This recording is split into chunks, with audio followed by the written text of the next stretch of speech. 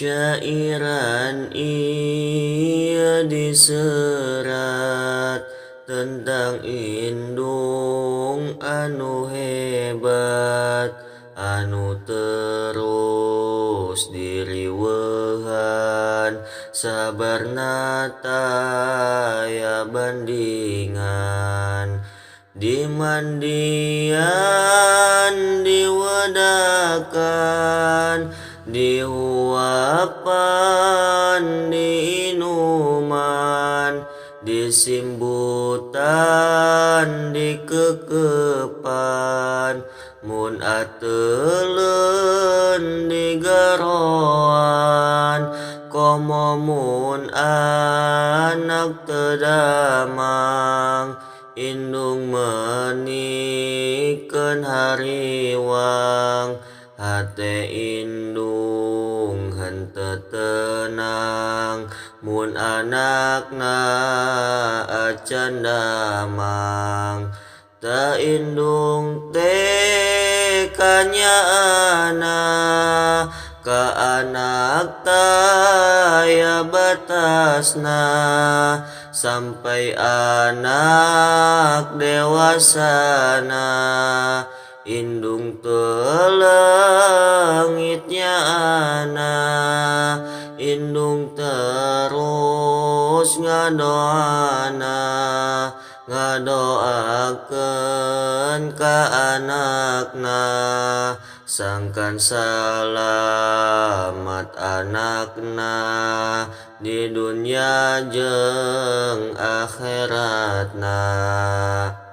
Tapi mun indung teu damang, anak mah teu hariwang, indung cerikna nyeri, anak ukur bisa seri, teu inget kana jasana, indung sakit tu capena, ngurusan ti orokna, dugikeun ka dewasana.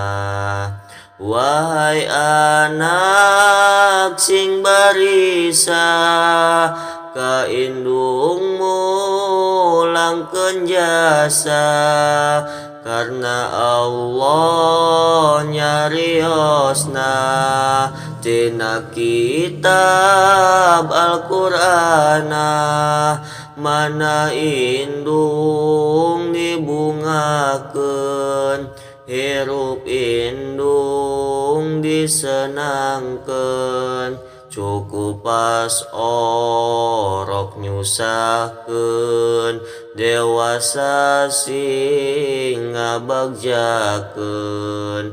Cerik indung tiap peuting, demi ngurusan anak king, najan capek teu dirasa, asal anak sareti berah, ti mimiti orok lahir, kasusah indung haladir, dahar sarena berkurang, demi anak nu disayang. Henteu kaukur nyeselna, lamun indung tos teu aya, karna pas indung hirupna, sampeurna ngajieun bagaja, matak ayeuna nyana, mumpung aya kasempetan, karasana teu batur, mun indung tos dikubur.